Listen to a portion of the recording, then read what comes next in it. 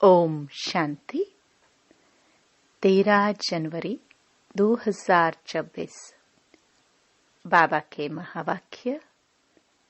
मीठे बच्चे, बाप की श्रीमत का रिगार्ड रखना माना, मुरली कभी भी मिस नहीं करना, हर आज्ञा का पालन करना। प्रश्न: अगर तुम बच्चों से कोई पूछे राजी खुशी हो तो तुम्हें कौन सा जवाब फलक से देना चाहिए? उत्तर: बोलो, परवाह थी पार ब्रह्म में रहने वाले की, वह मिल गया, बाकी क्या चाहिए? पाना था सो पा लिया। तुम ईश्वरीय बच्चों को किसी बात की परवाह नहीं। तुम्हें बाप ने अपना बनाया, तुम्हारे पर ताज रखा, फिर परवाह किस बात की? ओम शांति। बाप समझाते हैं, बच्चों की बुद्धि में जरूर होगा कि बाबा बाप भी है, टीचर भी है, सुप्रीम गुरु भी है। इसी याद में जरूर होंगे। यह याद कभी कोई सिखला भी नहीं सकते। बाप ही कल्प कल्प आकर सिखलाते हैं। वही ज्ञान सागर पतित पावन भी है। वह बाप भी है, टीचर भी है, गुरु भी है। यह अब समझा जाता है, जबकि ज्ञान का तीसरा नेत्र मिला है। बच्चे भल समझते तो होंगे, परंतु बाप को ही भूल जाते हैं, तो टीचर गुरु फिर कैसे याद आएगा? माया बहुत ही प्रबल है, जो 3 रूप में महिमा होते हुए भी तीनों को भुला देती है। इतनी सर्वशक्तिमान है। बच्चे भी लिखते हैं, बाबा हम भूल जाते हैं, माया ऐसी प्रबल है। ड्रामानुसार है बहुत सहज, बच्चे समझते हैं, ऐसा कभी कोई हो नहीं सकता।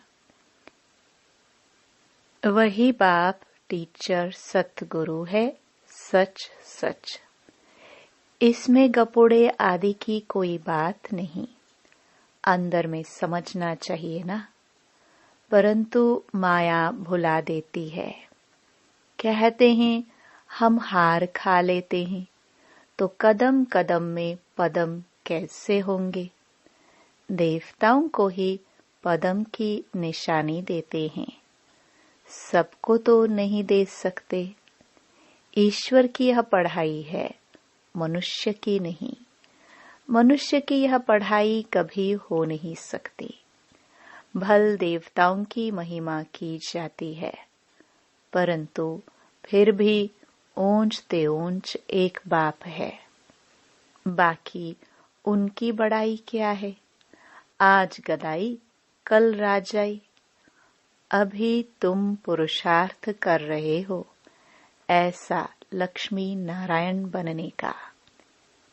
जानते हो, इस पुरुषार्थ में बहुत फेल होते हैं। पढ़ते फिर भी इतने हैं जितने कल्प पहले पास हुए थे। वास्तव में ज्ञान है भी बहुत सहज, परंतु माया भुला देती है। बाप कहते हैं अपना चार्ट लिखो, परंतु लिख नहीं पाते हैं। कहाँ तक बैठ लिखे? अगर लिखते भी हैं तो जांच करते हैं, 2 घंटा याद में रहे। फिर वह भी उन्हों को मालूम पड़ता है जो बाप की श्रीमत को अमल में लाते हैं। बाप तो समझेंगे। इन विचारों को लज्जा आती होगी, नहीं तो श्रीमत अमल में लानी चाहिए, परंतु 2% मुश्किल चार्ट लिखते हैं। बच्चों को श्रीमत का इतना रिगार्ड नहीं है। मुरली मिलते हुए भी पढ़ते नहीं है। दिल में लगता जरूर होगा, बाबा कहते तो सच है, हम मुरली ही नहीं पढ़ते तो बाकी औरों को समझाएंगे क्या। याद की यात्रा। ओम शांति। रूहानी बाप रूहानी बच्चों को समझाते हैं।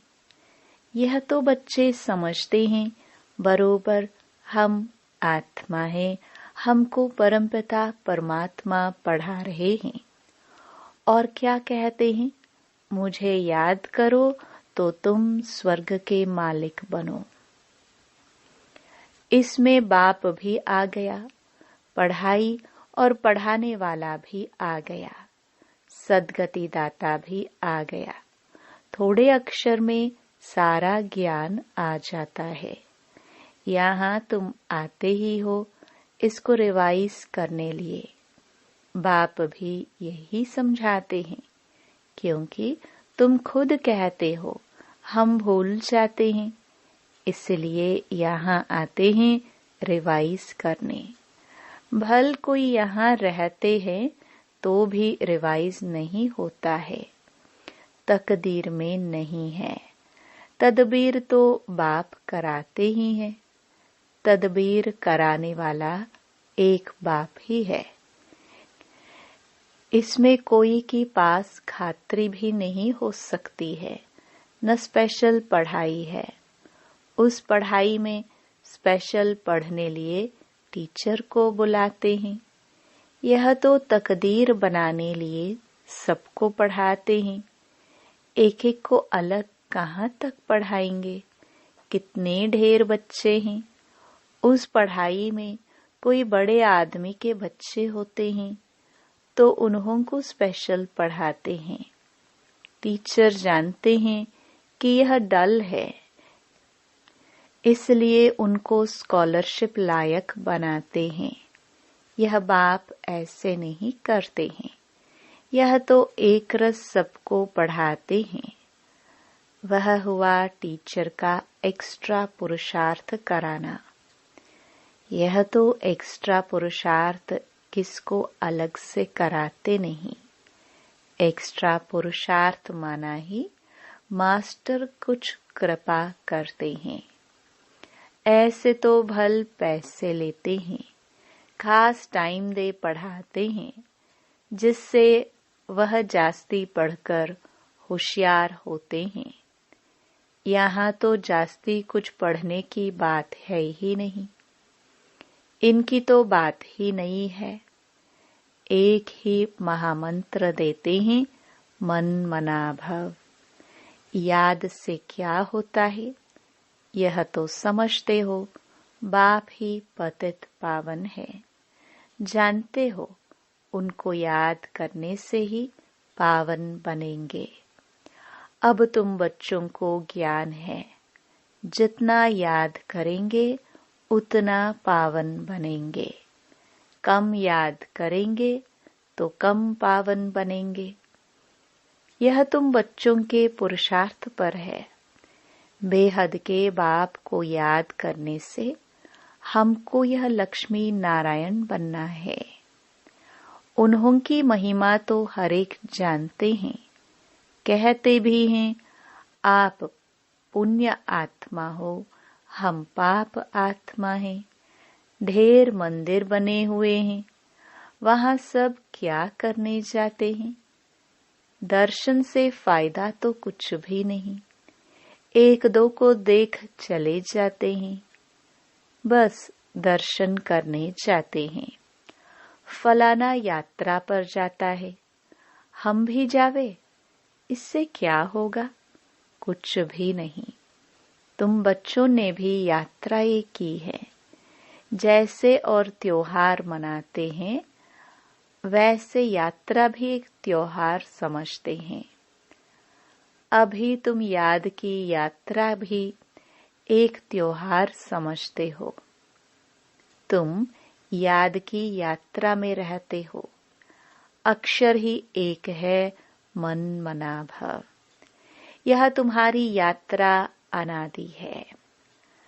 वह भी कहते हैं वह यात्रा हम अनादि करते आए हैं, परंतु तुम अभी ज्ञान सहित कहते हो हम कल्प कल्प यह यात्रा करते हैं। बाप ही आकर यह यात्रा सिखलाते हैं। वह चारों धाम जन्म बाय जन्म यात्रा करते हैं। यह तो बेहद का बाप कहते हैं मुझे याद करो तो तुम पावन बन जाएंगे। ऐसे तो और कोई भी नहीं कहते कि यात्रा से तुम पावन बनेंगे। मनुष्य यात्रा पर जाते हैं तो वह उस समय पावन रहते हैं। आजकल तो वहां भी गंध लगा पड़ा है, पावन नहीं रहते। इस रूहानी यात्रा का तो किसको पता नहीं है। तुमको अभी बाप ने बताया है यह याद की यात्रा है सच्ची। वह यात्रा का चक्कर लगाने जाते हैं, फिर भी वैसे का वैसा बन जाते हैं। चक्कर लगाते रहते हैं। जैसे वास्को ड गामा ने सृष्टि का चक्कर लगाया, यह भी चक्कर लगाते हैं ना। गीत भी है ना, चारों तरफ लगाए फेरे, फिर भी हरदम दूर रहे। भक्ति मार्ग में तो कोई मिला नहीं सकते। भगवान कोई को मिला नहीं, भगवान से दूर ही रहे। फेरे लगाकर फिर भी घर में आकर 5 विकारों में फंसते हैं। वह सब यात्राएं हैं झूठी। अभी तुम बच्चे जानते हो यह है पुरुषोत्तम संगम युग, जबकि बाप आए हैं। एक दिन सब जान जाएंगे बाप आया हुआ है। भगवान आखिरी मिलेगा, लेकिन कैसे यह तो कोई भी जानते नहीं। यह भी मीठे मीठे बच्चे जानते हैं कि हम श्रीमत पर इस भारत को फिर से स्वर्ग बना रहे हैं। भारत का ही तुम नाम लेंगे। उस समय और कोई धर्म होता नहीं, सारी विश्व पवित्र बन जाती है। अभी तो ढेर धर्म है। बाप आकर तुमको सारे झाड़ का नॉलेज सुनाते हैं, तुमको स्मृति दिलाते हैं। तुम सो देवता थे, फिर सो क्षत्रिय, सो वैश्य, सो शूद्र बने। अभी तुम सो ब्राह्मण बने हो। यह हमसो का अर्थ बाप कितना सहज समझाते हैं। ओम अर्थात मैं आत्मा, फिर हम आत्मा, ऐसे चक्कर लगाती हैं। वह तो कह देते हम आत्मा सो परम आत्मा, परमात्मा सो हम आत्मा। एक भी नहीं जिसको हमसो का अर्थ यथार्थ मालूम हो। तो बाप कहते हैं यह जो मंत्र है यह हरदम याद रखना चाहिए। चक्र बुद्धि में नहीं होगा तो चक्रवर्ती राजा कैसे बनेंगे। अभी हम आत्मा ब्राह्मण है, फिर हम सो देवता बनेंगे। यह तुम कोई से भी जाकर पूछो, कोई नहीं बताएंगे। वह तो 84 का अर्थ भी नहीं समझते। भारत का उत्थान और पतन गाया हुआ है, यह ठीक है। सतो प्रधान, सतो रजो तमो, सूर्यवंशी, चंद्रवंशी, वैश्यवंशी। अभी तुम बच्चों को सब मालूम पड़ गया है। बीज रूप बाप को ही ज्ञान का सागर कहा जाता है। वह चक्र में नहीं आते हैं। ऐसे नहीं हम जीवात्मा सो परमात्मा बन जाते हैं। नहीं, बाप आप समान नॉलेजफुल बनाते हैं, आप समान गॉड नहीं बनाते हैं।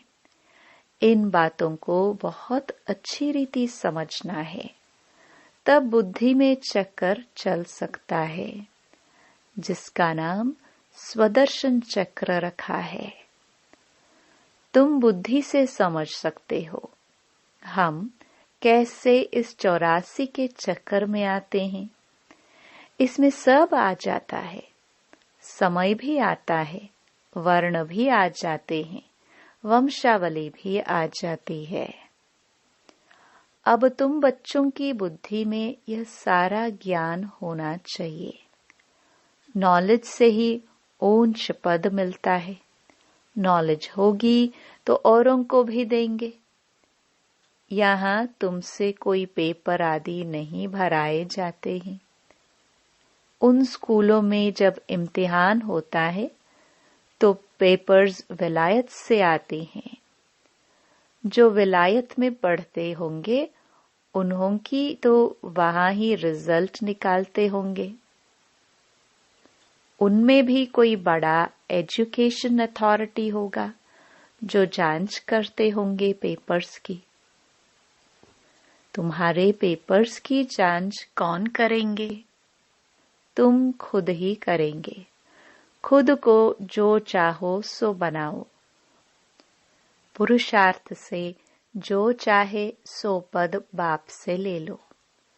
प्रदर्शनी आदि से बच्चे पूछते हैं ना, क्या बनेंगे? देवता बनेंगे? बैरिस्टर बनेंगे? क्या बनेंगे? जितना बाप को याद करेंगे, सर्विस करेंगे, उतना फल मिलेगा। जो अच्छी रीति बाप को याद करते हैं वह समझते हैं हमको सर्विस भी करनी है, प्रजा बनानी है ना। यह राजधानी स्थापन हो रही है तो उसमें सब चाहिए। वहां वजीर होते नहीं। वजीर की दरकार उनको रहती जिसको अकल कम होता है। तुमको वहां राय की दरकार नहीं रहती है। बाबा के पास राय लेने आते हैं। स्थूल बातों की राय लेते हैं। पैसे का क्या करे, धंधा कैसे करे। बाबा कहते हैं यह दुनियावी बातें बाप के पास नहीं ले आओ। हाँ, कहाँ दिल शिकस्त बन न जाए तो कुछ न कुछ आथत देकर बता देते हैं। यह कोई मेरा धंधा नहीं है, मेरा तो ईश्वरीय धंधा है तुमको रास्ता बताने का। तुम विश्व का मालिक कैसे बनो? तुमको मिली है श्रीमत, बाकी सब हैं आसुरी मत। सतयुग में कहेंगे श्रीमत, कलयुग में आसुरी मत। वह है ही सुखधाम। वहां ऐसे भी नहीं कहेंगे कि राजी खुशी हो, तबीयत ठीक है। यह अक्सर वहां होते नहीं। यह यहाँ पूछा जाता है, कोई तकलीफ तो नहीं है, राजी खुशी हो। इसमें तो बहुत बातें आ जाती हैं। वहां दुख है ही नहीं जो पूछा जाए। यह है ही दुख की दुनिया। वास्तव में तुमसे कोई पूछ नहीं सकते। भल माया गिराने वाली है तो भी बाप मिला है ना। तुम कहेंगे क्या तुम खुश खैराफत पूछते हो? हम ईश्वर के बच्चे हैं, हमसे क्या खुश खैराफत पूछते हो? परवाह थी पार ब्रह्म में रहने वाले बाप की, वह मिल गया, फिर किसकी परवाह? यह हमेशा याद करना चाहिए।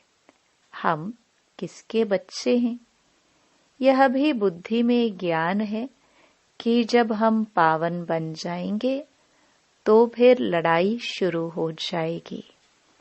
तो जो भी तुमसे कोई पूछे कि तुम खुश राजी हो, तो बोलो, हम तो सदैव खुश राजी हैं। बीमार भी हो तो भी बाप की याद में हो। तुम स्वर्ग से भी जास्ती यहाँ खुश राजी हो, जबकि स्वर्ग की बादशाही देने वाला बाप मिला है, जो हमको इतना लायक बनाते हैं, तो हमको क्या परवाह रखी है। ईश्वर के बच्चों को क्या परवाह। वहां देवताओं की भी परवाह नहीं। देवताओं के ऊपर तो है ईश्वर।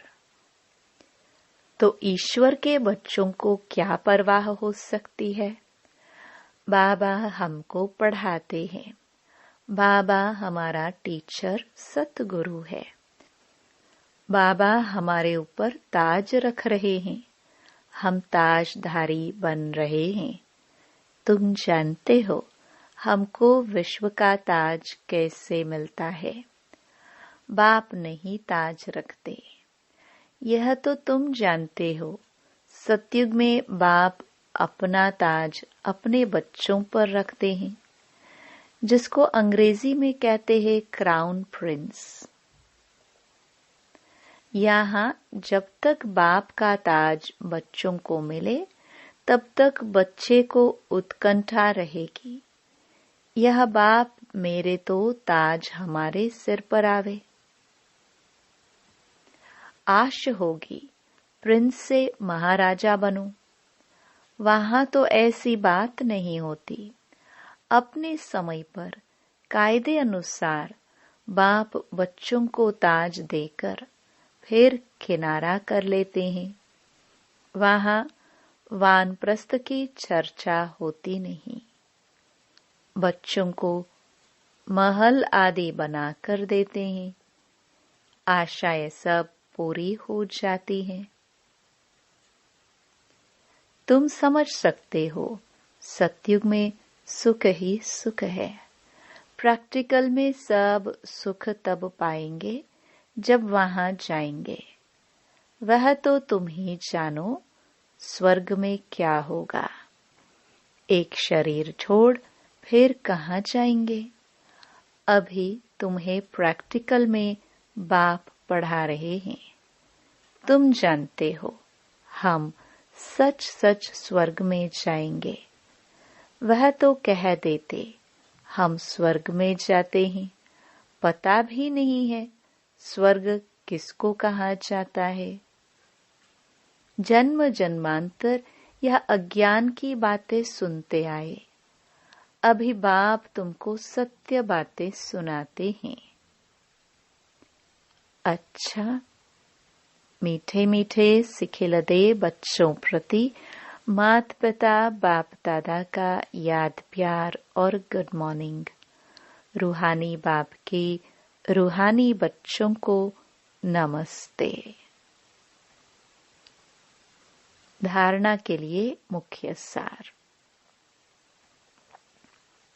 पहला, सदा राजी खुशी रहने के लिए बाप की याद में रहना है।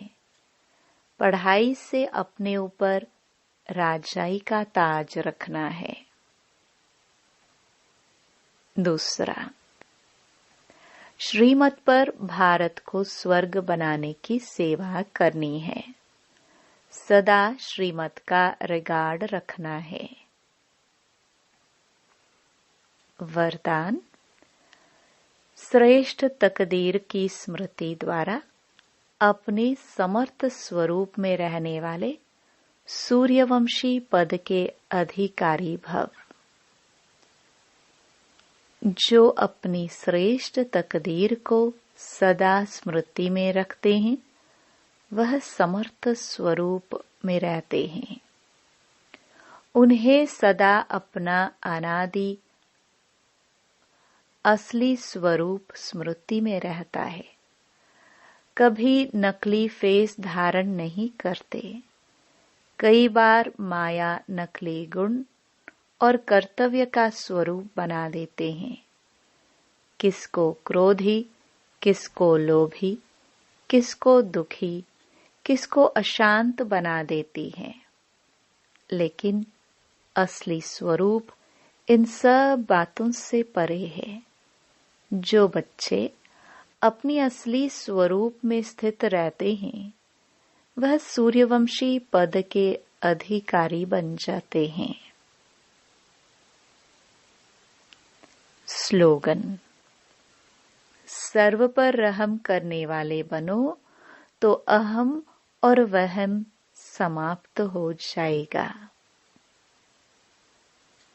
अव्यक्त इशारे: इस अव्यक्ति मास में बंधन मुक्त रह जीवन मुक्त स्थिति का अनुभव करो।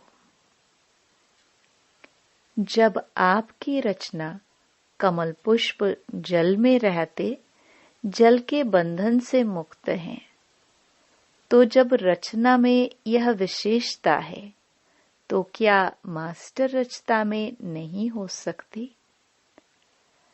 जब कभी बंधन में फंस जाओ तो अपने सामने कमल पुष्प का दृष्टांत रखो कि जब कमल पुष्प न्यारा प्यारा बन सकता है, तो क्या मास्टर सर्वशक्तिवान नहीं बन सकते? तो सदा बन जाएंगे। ओम शांति।